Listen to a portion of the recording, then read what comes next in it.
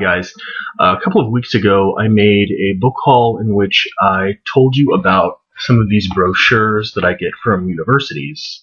If you didn't happen to see it, here are a few of them. I said I get several dozen every year, especially when spring comes around, when universities are trying to clear out their warehouses and their backstock. And what I did this year was, and by the way, really great prices, like $3, $4, $5 per book, brand new from university presses, which is, the kind of book that I prefer. So what I did this year was I got 3 books from 3 different universities each, 3 from Yale, 3 from Johns Hopkins, and 3 from Princeton, and I thought I would show you those now. And yesterday and this morning, I also went to 2 Friends of the Library book sales, and right after this, I'll show you those in another video, though.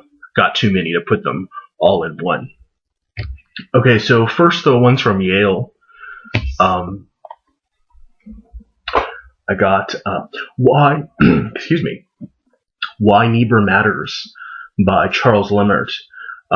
Reinhold Niebuhr was one of the 2 more famous Niebuhrs, and he was an American theologian, probably best known today for his books Moral Man and Immoral Society and The Nature and Destiny of Man. Sort of an interesting Protestant 20th century theologian and thinker. I'm about halfway done with it already. And like I do with everything that I read, I'll write up a review and make a video of it when I'm done. Next up is Robert Louis Wilkins, The Spirit of Early Christian Thought, Seeking the Face of God. This is, mostly covers Saint Augustine and Gregory of Nyssa. So this is early medieval thought, it looks like, right after sort of the real settling of Christianity all over Europe, the first, 5 or 6 centuries. And the last book from Yale is one by Jaroslav Pelikan, the famous historian of religion. And this one is Christianity and Classical Culture, the Metamorphosis of Natural Theology in the Christian Encounter with Hellenism.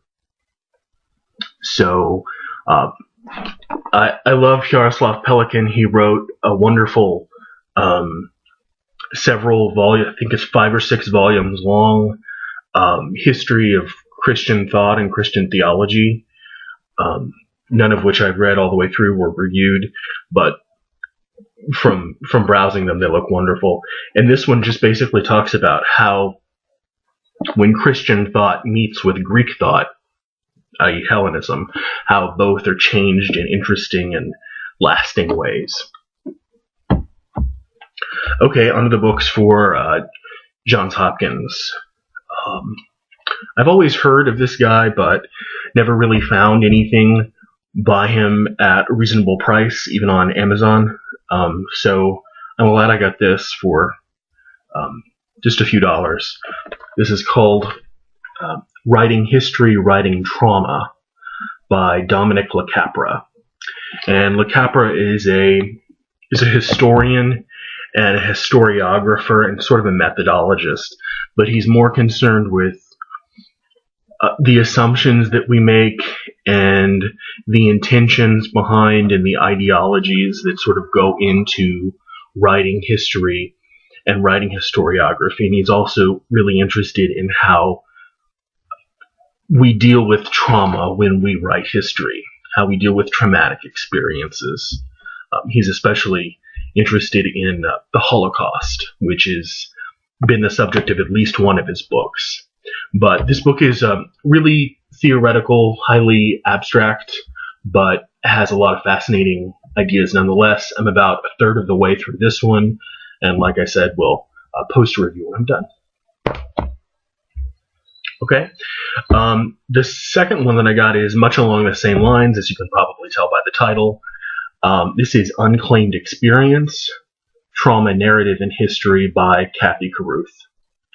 She's a professor of comparative literature and English at Emory, but she's interested in pretty much the same thing. Kind of a burgeoning field of what's called trauma studies. I don't know if you should really call it a whole field unto itself, but it's sort of an academic subspecialty or subdiscipline that's been popping up over the last, several years. Last book from Johns Hopkins is one of my favorite critics, Hayden White, and this is Tropics of Discourse, Essays in Cultural Criticism. And Johns Hopkins had pretty much all of Hayden White's books reissued, and this is just, I needed, I was allowed to have 3 from every school, and I'd already picked out the other 2, so I just picked the one that looked the best that I didn't already have, so I chose this one. And let's see, last Princeton have the tyranny of guilt, an essay on on Western masochism by, there we go, Pascal Bruckner. Pascal Bruckner is, I think, he writes on a lot of different things, but I think the main thrust behind this book is that a lot of people in the West have guilt about various things, about being the leaders of the world, the intellectual leaders, etc., the people who sort of boss other countries around. I haven't started it, but I'm sort of interested in the thesis. And I'd heard of Bruckner before, but hadn't read anything by him. Okay. This next one is Who Owns Antiquity? Museums and the Battle Over Our Ancient Heritage by James Cuno. And this is basically about what happens to, old pieces of art that are stolen, or, when a war breaks out and people raid a museum and then they take these pieces of art to their home or to their private collections, and they're separated from their home countries under whatever other circumstances.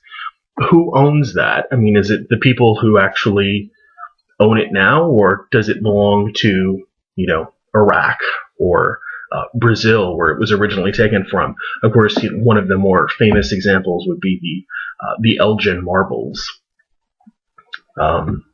But it's a really interesting topic, which sort of touches on museology and repatriation questions and the ownership of art. So some interesting questions, and I look forward to reading this too. Okay, and the last book, which I've actually already finished, I started it the day after I got it, and it's called The Melancholy Art by, you see the name there? Michael Ann Hawley. And the beautiful thing about Michael Ann Hawley's name, Michael Ann Hawley, by the way, is a woman, despite her first name being Michael.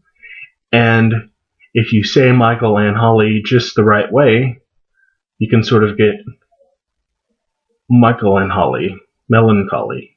Yeah, kind of have to fudge it.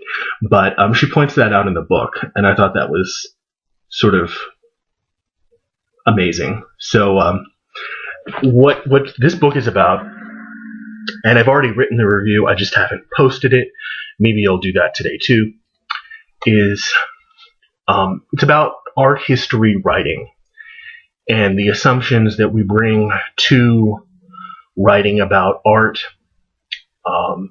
and how we sort of become disconnected from some of the things that are really, really important when we talk about it. How we've lost that sense of melancholy about art objects as being, in a sense, irrevocably lost to us. We can never really recover their original meaning, their original context, their original social and cultural use.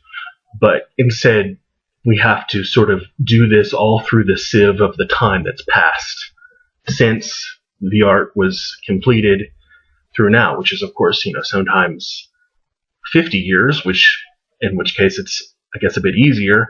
But sometimes, when you're dealing with something that's 3,000 or 4,000 years old, that's much more difficult, and it's much more important to rebuild context, but also to know that you can't really completely rebuild it, that there's some humility there that lets you know that art history writing is always this incomplete task.